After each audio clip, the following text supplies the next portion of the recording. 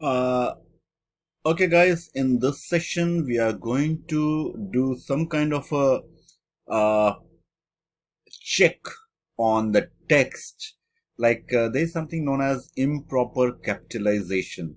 Like, if you see, suppose you have given this job of data entry to somebody, or you yourself have done, and because of not following the capital letters properly in the word, somebody has just written like this, like body wash. If you see, uh, B is not with capital.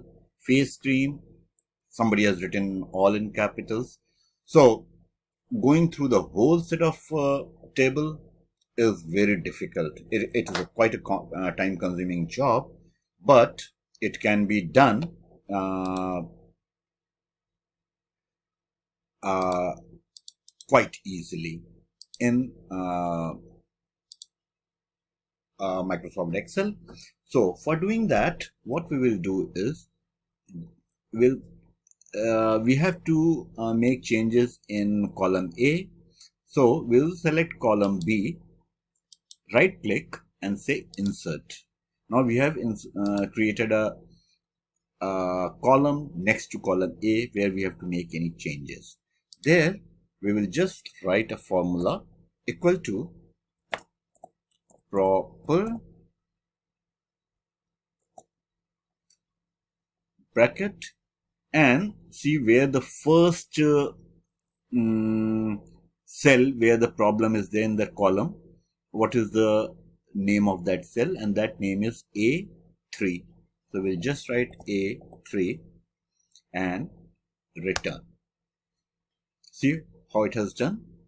It has done the proper capital letters where they should be. Now, if you want to do it for all the columns, you don't have to write this formula every time you do it. Just bring the cursor at the corner of the bottom corner of bottom right corner of the cell till it becomes a black plus sign, and just bring it up to the end of the column and leave it, and let us go and see the result. See, it has changed face cream like this. Soap was like this. It has it was correct. This soap was with a small s. It has turned it to a capital S. So that's how you do it. Now, copying it back to column A is slightly tricky. You have to, not tricky, but you have to be careful.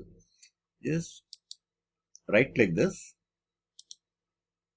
copy, then right click column A, paste. Instead of going for regular paste, you'll go for paste special, and under paste special, you search for paste values, only values, so that the formula itself should not be copied there. So now your formatted new data has been shifted to A, and now you can delete B. Now everything is in order. And this is a very slightly unknown but less known but a good facility available in Excel workbook. So yeah,